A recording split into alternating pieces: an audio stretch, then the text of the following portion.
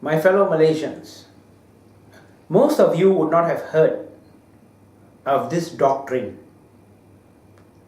It's because I wrote this doctrine many years ago. I call it the Nusantara Doctrine. What does it entail? Let me read it out to you.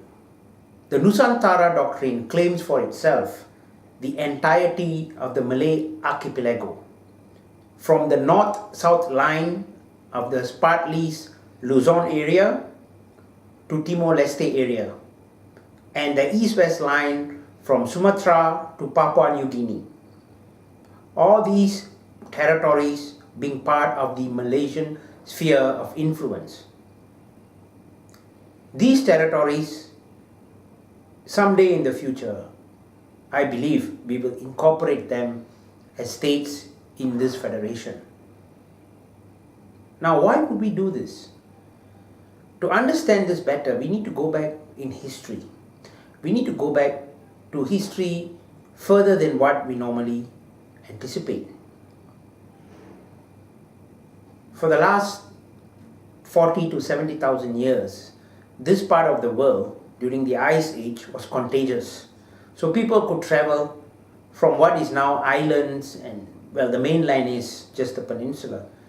But now you have a sea in between, water bodies in between these territories. If you look at the Philippines and Indonesia, both together have more than 20,000 islands, 30,000 islands. In fact, the number always changes. Even they are not very sure how many islands they have exactly, because some are very small and uninhabited. In fact, most of them are uninhabited.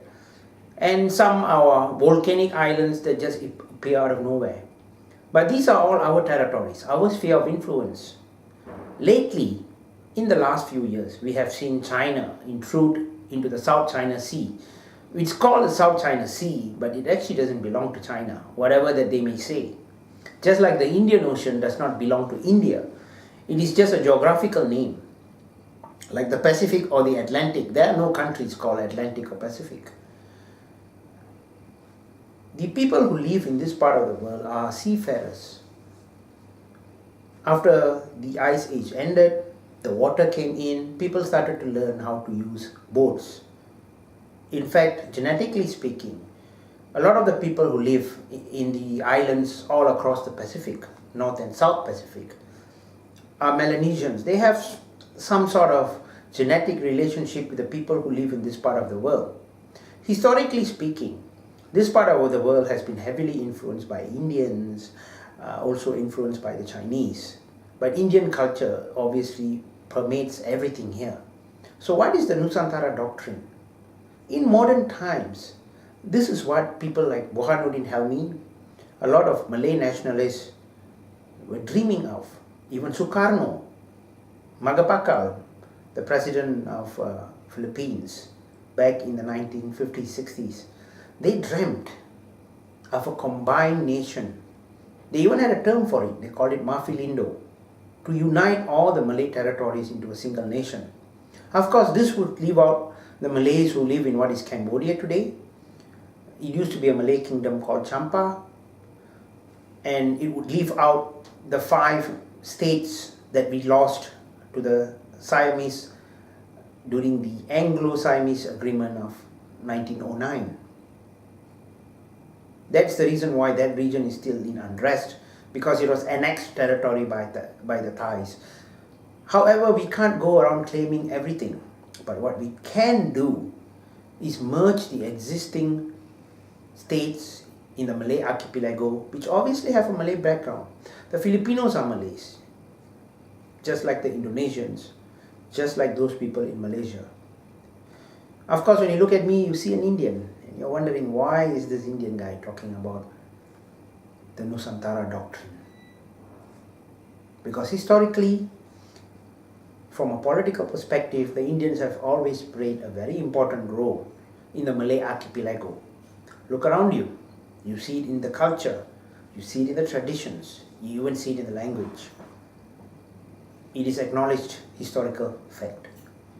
So I see this as my duty to bring together all the peoples of these states into one single greater federation. And this should be the aim of all these governments.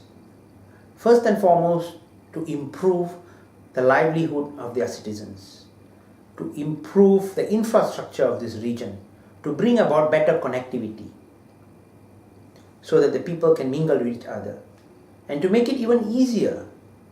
Such things as marriage and family acts across these states should be harmonized. Why? Because they all come from a single stock. This separation caused by the colonial powers should end at some point in time. And I think we should stop pandering to the West according to the borders that they have set, because those borders don't exist in reality. The people mingled freely, moved about freely, and I believe we can be a superpower if we become a single nation. The manpower would be available, the natural resources are available, the wealth, just think about it. We have everything you can think about, from petroleum and natural gas, all the way to gold, to platinum, even rare earths. Yet, why are we still not powerful? It is because we are still following colonial borders set by the masters of yesterdays. It is time for us to end all of it. It is time for us to adhere to the Nusantara Doctrine.